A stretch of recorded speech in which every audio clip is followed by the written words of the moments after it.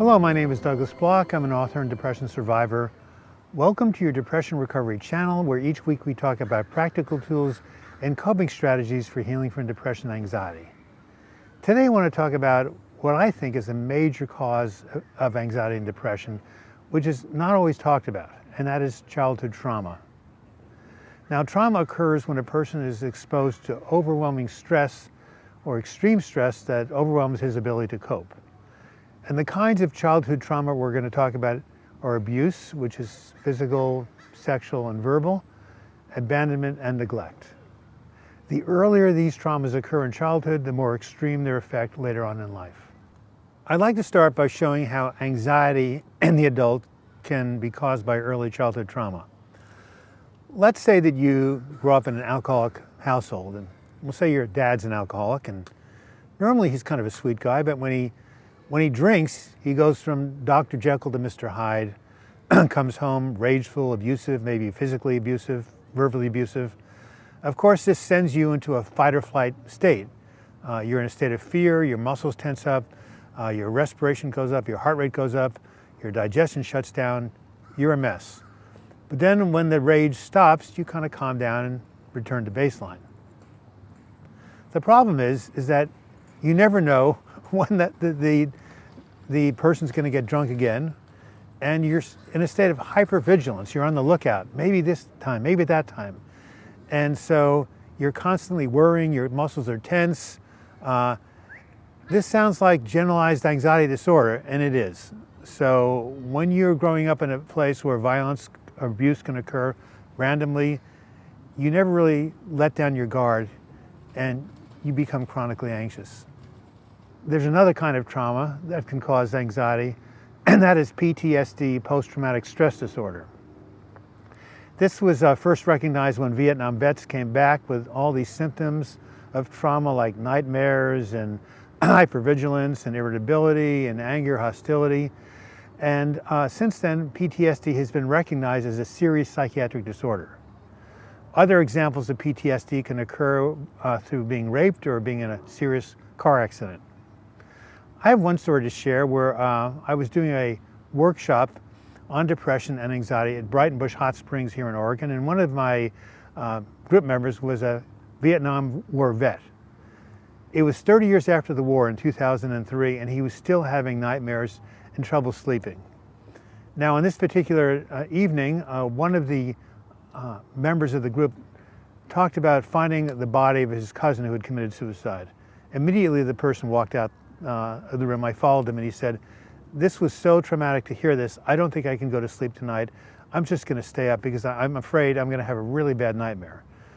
So I hung out with him, and we walked around the grounds and sat in the hot springs until 3 a.m., and finally he was able to relax enough and get to sleep. Now I'd like to show how early trauma or trauma in general can lead to depression. When I was in graduate school, I came across a major book in its field, in the field of psychology, called Learned Helplessness by Martin Seligman. And in this book, he talks about these experiments he did with dogs where he gave them electrical shocks, put them in cages. Now, one group of dogs got shocks about every minute or two, and so after a while they could kind of time when the shocks would occur, and they'd be able to jump up off the grid and avoid them. But the second group of dogs got random shots. They never knew when they were going to happen, and so there was no way of avoiding these shocks, and they just began to realize that they were helpless to do anything about them. When the cage was opened and a shock was applied, the dogs who had been able to avoid the shocks just ran out the cage. But the ones who were helpless sat there defeated, dejected, and didn't do anything. They didn't even try to get out of the cage, even though they essentially were free. Martin Seligman soon realized that he had found a model, or accidentally discovered a model, that would explain depression in humans, and he called it learned helplessness. Now here's an example. One of my clients grew up in a household where their parents were constantly fighting, physically fighting, yelling at each other, and she tried everything she could to get them to stop, but to no avail. So finally she gave up and said, "There's nothing I can do."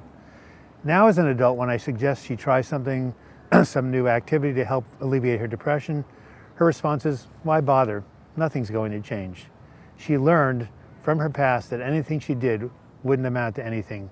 She was helpless and depressed. Here's a second example of learned helplessness. A man grows up, watches his mother. Actually, this is my family, so why don't I make it personal, okay? Me, Douglas Bloch, grows up watching my mother berate and criticize my father. He does nothing to defend himself. Then, 20 years later, I meet a woman, not the woman I'm with now, but another woman who has an anger management problem and is yelling and criticizing me, and I feel like I can't do anything.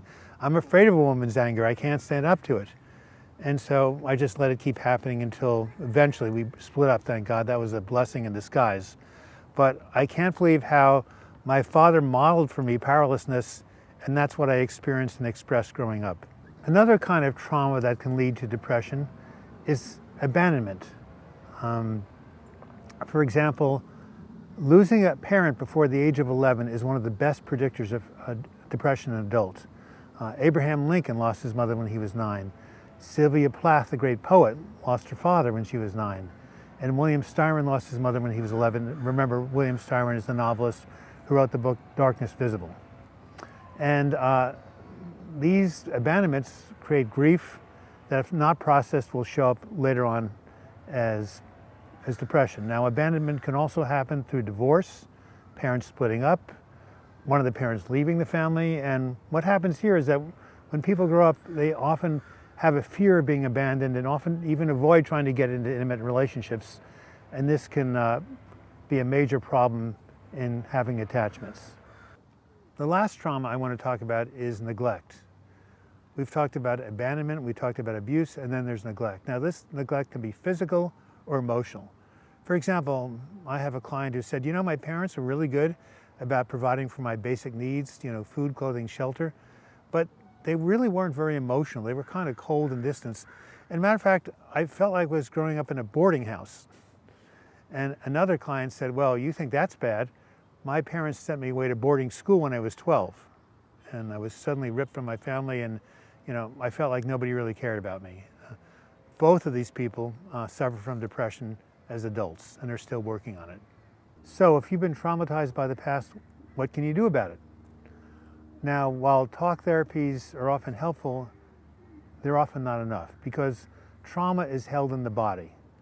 There's a wonderful book about trauma that I highly recommend to anybody who's had traumatic events in the past. It's called The Body Keeps the Score by psychiatrist Bessel van der Kolk. And what he recommends in this book is that you choose therapies that directly affect the body and physiology, such as yoga and deep breathing and Hakomi therapy and EMDR and massage and dance. He lists a whole array of them in the book and shows how we have to incorporate these body therapies in addition to the talk therapies that a person might be doing. The other thing that van der Kolk feels is essential to healing from trauma is social support. And here is how he defines social support. Being truly heard and seen by people around us, feeling that we are held in someone's mind and heart. For our physiology to calm down, we need a visceral feeling of safety. No doctor can write a prescription for friendship and for love. This kind of support is exactly what happens in the support groups I run for depression and anxiety. People bond, they get to know each other, they care about each other, they hold each other in each other's hearts. And over time, this sense of community and belonging and love creates a powerful healing force that really helps people recover. In conclusion, if you have unresolved trauma from the past that you think may be causing your anxiety and depression, you should go out in your area and seek a therapist who specializes in the treatment of trauma. In the meantime, if you want to learn more about the nature of trauma, what causes it, and how it can be healed, I highly recommend that you read the book, The Body Keeps the Score. This has been Douglas Bloch. I hope you enjoyed this video and learned something from it.